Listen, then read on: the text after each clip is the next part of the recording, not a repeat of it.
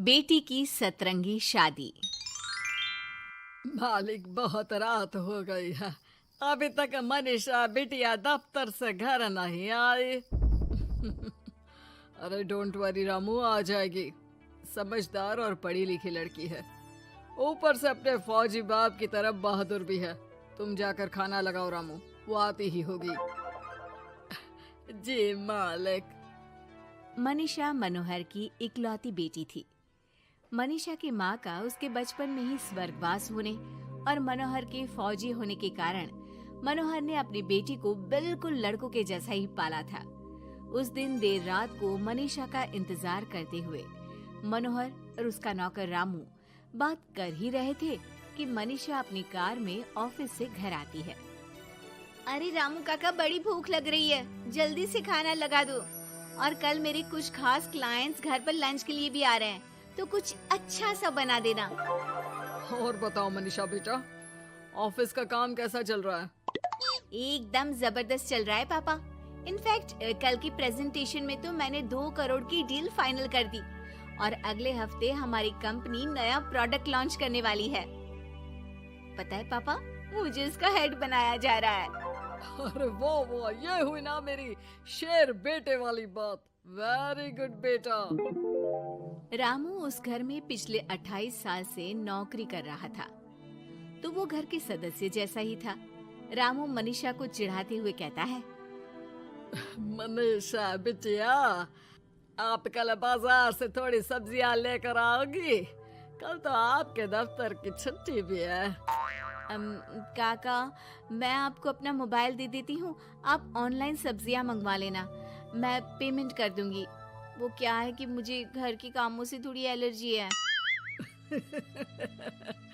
ठीक है बिटिया। 2 हफ्ते बाद मनोहर को उसके दोस्त किशन का फोन आता है।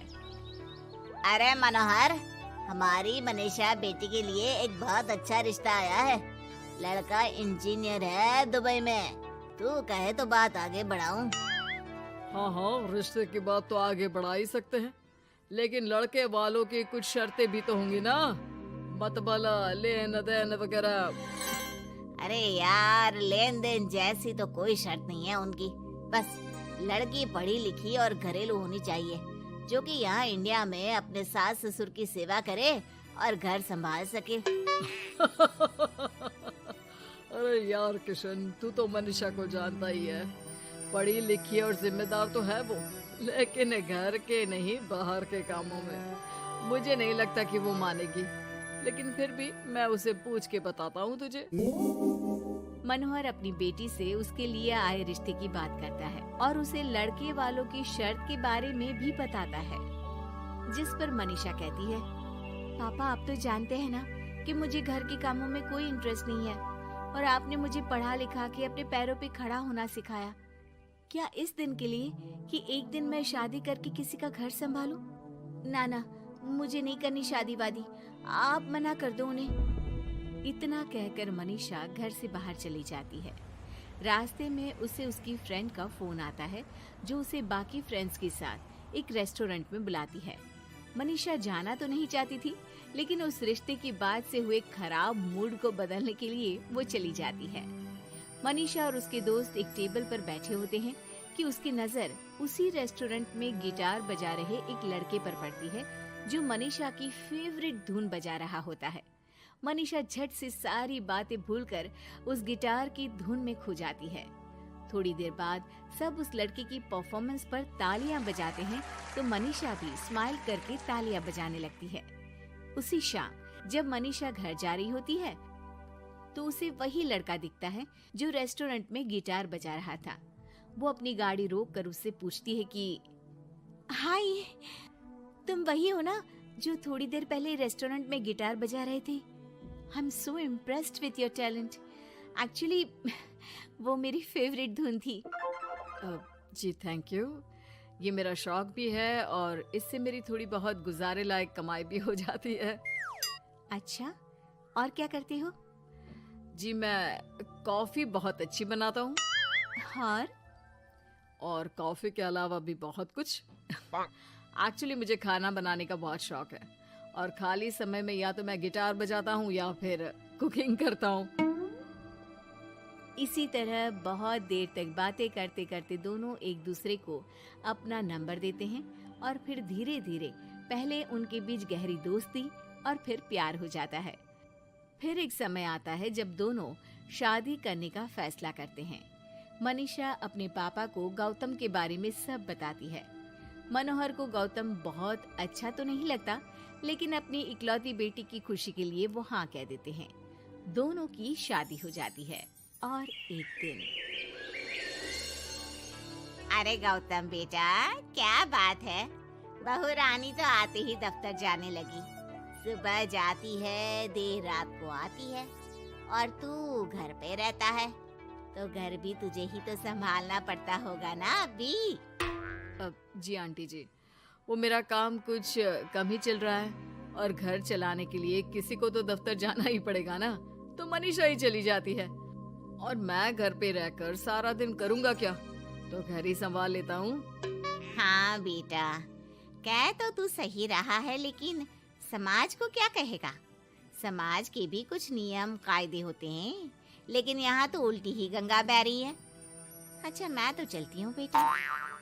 रात को मनीषा घर आती है तो गौतम उसे कहता है कि सुनो, आज हरलीन आंटी आई थी, कह रही थी कि आसपास के लोग बातें बनाने लगे हैं कि तुम मर्दों की तरह काम पे जाती हो और मैं औरतों की तरह घर संभाल रहा हूँ। हाँ, पर तुम तो जानती ही हो ना कि मैं शादी से पहले से जॉब कर रही हूँ, तो फिर अब अचानक से मैं खुद को कैसे बदलूं? एक काम करते हैं, तुम कुछ महीनों के लिए घर से ही ऑनलाइन सारा काम कर लो और हो सके तो घर के काम ट्राई भी कर लो, और मैं बाहर जाकर अपने लिए पक्की नौकरी ढूंढता हूँ। मनीषा मान जाती है और फिर शुरू होती है उनकी नई दिनचर्या। ये लो गौतम, तुम्हारा नाश्ता, चाय और टोस्ट। ये टोस्ट है या किसी नक्शे का काला प्रिंट आउट? अरे मेरी माँ चाय में चीनी डालते हैं, नमक नहीं। ठीक है, मैं क्या करूं? चीनी और नमक एक जैसे ही तो दिखते हैं ना। तुम्हें खाना है तो खाओ, वरना ऐसे ही जाओ। अच्छा, तो तुम्हारी क्वालिफिकेशंस क्या है? क्या काम आता है तुम्हें? जी, मैंने वैसे तो बीकॉम किया है, लेकिन काम का कोई एक्सपीरियंस नहीं है। एक्चुअली मेरे पेरेंट्स ने ज़बरदस्ती मुझे ये डिग्री करवा दी थी। मुझे तो गिटार बजाना ही पसंद है सर। ठीक है मिस्टर गौतम, जब हमारी कंपनी को किसी गिटार परफॉर्मेंस की ज़रूरत होगी तब आपको बुला लिया जाएगा। फिलहाल के लिए आप जा सकते हैं। जॉब ना मिलने के दुख में मुख लटकाए गौतम घर आता है तो देखता है कि अरे ये क्या मनीषा, सारा घर बिखरा पड़ा है और ये किचन की ये हाल। अरे सब ठीक तो है ना? सब ठीक है गौतम, बस मुझे भूख लगी थी तो सोचा कुछ बना के खा लूं, लेकिन मुझे कोई सामान मिल ही नहीं रहा था और फिर पता चला कि गैस भी खत्म हो गई है और मुझे सिलेंडर बदलना नहीं आता। अच्छा, क्यों ना हम बाहर से ही खाना मंगवा ले? हाँ, अच्छा ये तो बताओ, तुम इतने उदास क्यों लग रहे हो? अरे क्या बताऊं, मुझे नौकरी नहीं मिली, लगता भी नहीं कि मिलेगी कभी। दोनों उदास होकर एक दूसरे की तरफ देखते हैं, फिर थोड़ी देर बाद हंस पड़ते हैं। मुझे लगता है हमें वही काम करना चाहिए जो हमें अच्छे से आता है। कल से मैं ही ऑफिस जाया करूंगी। और मैं हमारा ये प्यारा सा घर संभालूंगा।